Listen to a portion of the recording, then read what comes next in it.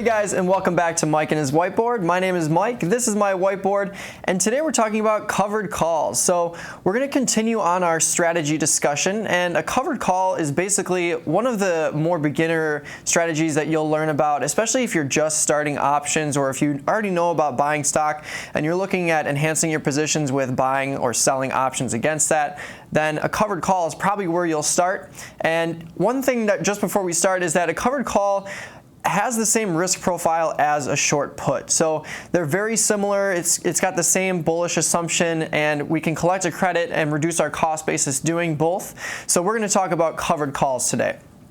So when we throw up the first slide here, we'll see that the covered call, or we got the naked stock here. So we're going to be looking at buying 100 shares of an underlying that is at 100 right now. So $100 a share times 100 gives you a cost basis of $10,000. So right off the bat, you can see that there's nothing really going against you or for you in this position. You're just buying 100 shares of stock at the 100 strike or stock price, and you're paying the full amount for that. Now, the cost basis is basically going to be your max loss also in this situation. So a stock cannot go below zero. So if you purchase 10,000 shares or $10,000 worth of shares and that stock goes to zero, you would lose $10,000 right off the bat. On the other hand, your max profit is essentially infinity, and that's because a stock can go to any level. There's no cap for how high a stock can go. So when you're buying naked stock, you can receive all of those profits. There's no cap to that at all. So let's talk about why we would do this. So traditional investing is the first reason, and once you start learning about investing in the stock market in general, you'll be steered towards buying stock and just buying stock. No one's really going to teach you about selling options or using options to enhance your stock position or futures right off the bat. You'll probably start off with buying stock. So we've got that listed as traditional investing here. Another reason you might do this is for a 50-50 shot. So we believe that the stock market is totally random. So if we're buying stock, over time, it might go up, it might go down, it might go up a lot, it might go down a lot. But over time, we figure it's going to average out less the risk-free rate of return. So when we're buying naked stock, we've got pretty much a 50-50 shot in the short term, generally speaking. So let's take a look at what happens if we sell a call against this. So when we go to selling an out-of-the-money call, it's considered a covered call. And you'll see that when you look at the strike bar here, that blue section shifts down below 100. And that's because we've effectively reduced our cost basis by selling this call. So we're looking at a call that's worth $2. And again, remember all the way back to the basics. If I'm selling a call, I'm selling the right for someone else to buy 100 shares of stock at a certain level.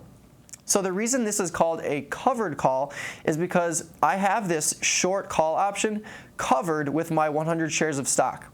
If I didn't have those 100 shares and I just sold the naked call, if someone were to exercise that naked call, I would then be short 100 shares of stock because, again, they have the right to exercise this call, which gives them the right to purchase shares. So if I don't already own those shares, then I would owe them those shares. So that would be reduced from my account. I would be then negative 100 shares. But since I have the 100 shares, if this call is exercised, then the position would be flat because, again, when we're thinking about buying calls or buying options or buying stock, if I buy something, to go back to flat, it has to be sold. So if I've got 100 shares and this call is sold and that call is then exercised, this would turn into negative 100 shares, but I have positive 100 shares, which brings me back to flat. So let's talk about max profit. You can see that this has changed from infinity to 1700, and we can easily calculate that. So we have 100 shares at 100. If I sell a 115 call, if we just break that out into numbers, at expiration, I'm going to have 100 shares for $10,000, a naked call worth $11,500, and also the premium that I received for selling that call for $2. And that's going to change into $200 at expiration because every contract is the theoretical equivalent to 100 shares of stock. So if these shares go up above 115, I would receive all of that profit from 100 to 1150. So that's $1,500. plus the premium received from this call of $2. So add those together and we have our max profit of $1,700. Now we get a lot of support requests and people are wondering what happens if the stock totally blows past my short strike, and they think that that's a bad thing, but really that's the best case scenario. So again, if I've got 100 shares here and at expiration I'll have negative 100 shares here, it doesn't matter how far this goes beyond the line. This stock could go to 200. It won't matter because I'll have full profit on the shares and the loss on the short call at this strike. But since I have this difference between 100 and 1150 or 115, that's going to be my profit. Plus I received this call value of $2, which is completely extrinsic value, and it's going to be out of the money. So again, out of the money options are totally extrinsic value. So if the stock price blows through this strike, then this call will be trading for total intrinsic value at expiration, which means that this $2 premium will be in my pocket and my 100 shares will basically wipe out any losses I might see on the short call. So that's how we get our max profit here. So why would I do this strategy? So one reason I would do this is for cost basis reduction. We're all about cost basis reduction here at Tasty Trade, and that's for one reason only. If we believe that the stock market is totally random, the one thing we can do to help ourselves and bring ourselves to a higher probability of profit is by reducing our cost basis. So we have a greater than 50% probability of profit, or POP as you might see it on any of the trade pages in Thinkorswim or Doe. And that's because now, since I've sold this call against my shares, the shares don't have to move at all for me to be profitable.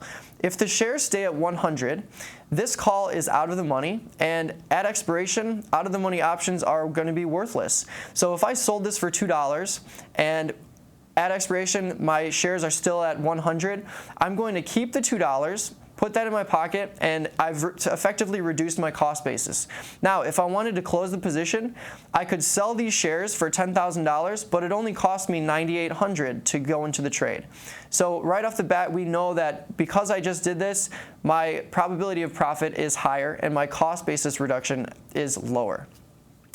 So also, why would I do this? I've got a bullish assumption. So if I have naked stock or a covered call at any strike, it's going to still be a bullish assumption, although I do have another way to be correct. So instead of the naked stock that has to go up for me to be profitable, now the stock can go up for me to be profitable, the stock can stay the same for me to be profitable, or it can even go down a little bit. So since my cost basis is at 9,800, if the stock goes down to 99, I would still be profiting $100 on this trade.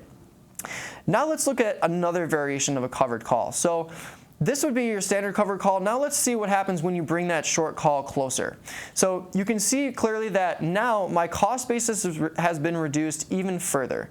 So my cost basis has gone from 9,800 to 9,500, and because I'm selling a closer to the at the money call, that call is going to be worth more. So again, when we looked at the premium of options, the at the money premium for extrinsic value is highest at the money. So the closer I get to at the money or wherever these shares are trading, it's going to give me a higher premium value. Now, my max profit's been reduced, but that's not necessarily a bad thing. If I have shares that are at all-time highs, like a couple weeks ago before the stock market had the little crash that it did, then maybe I would have been looking at selling an at-the-money call or something a little closer to reduce my cost basis. And that's because if I see that something's all the way at the top of its range, for me, I'm probably going to think that it's going to come back down at some point, being a contrarian. So maybe I wanted to hold on to those shares and reduce my cost basis, but still give myself a little bit of profit to the upside. So that's one thing that I would do in this particular situation with the covered call, and adjusting the strike closer to at the money. But in general, let's talk about why we would do this altogether. So for this, we have even more downside protection. Again, we reduced our cost basis further because we brought our call closer to the money. Now, that's going to reduce my max profit, but it's going to reduce my cost basis. So there's always going to be a give and take with the covered call. So for me, it's always just going to be what I'm feeling like at that certain point in time and what the shares I have been doing over the past month or 2 months or however long I've had them. Also, this is going to have a greater than 50% pop. Anytime we can reduce our cost basis and give us more than one way to be correct on the trade, we're going to have a greater than 50% pop.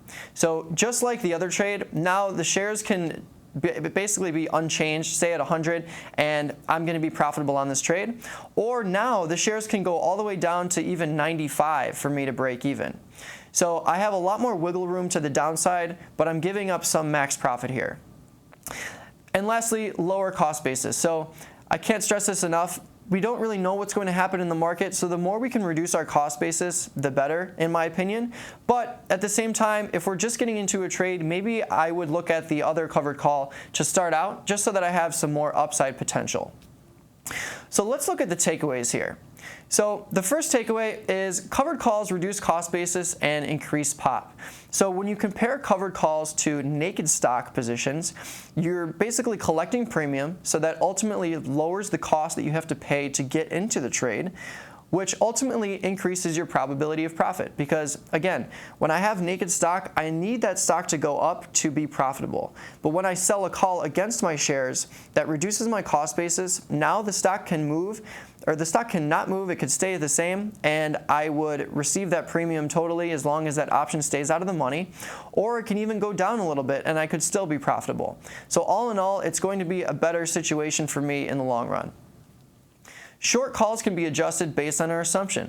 So again, if I'm entering a trade, I might look at the first example we used so that I have more upside potential. But if I see that my shares are creeping up, and let's say that call expired out of the money, and I see that the stock is just skyrocketing, maybe then I would look to sell an at-the-money call if I didn't want to just close the position outright. So selling an at-the-money or just one strike out of the money is going to give me a higher premium and reduce my cost basis the most effectively. And last but not least, covered calls are profitable even if the stock doesn't move. So this is huge, and this is what really brings your probability of profit above 50%. When you just have naked stock, you need that stock to go up, but when you're selling calls against it, the stock can not move at all or move down a little bit, and you'll still be profitable. And for me, that's a huge reason why I'm selling options against my stock or any stock that I have in general. So thanks again for tuning in. This has been Covered Calls. Tomorrow we're going to break down vertical spreads, calendar spreads, and diagonal spreads. And I'm going to show you exactly why those spreads have those names, and we're going to talk about a few basic strategies with those. So if you have any questions or feedback at all, send it over to support@dough.com, support@, or you can tweet us at Dough Trading, at Dough Trader Mike, or at tomorrow. Thanks again. I'm Mike.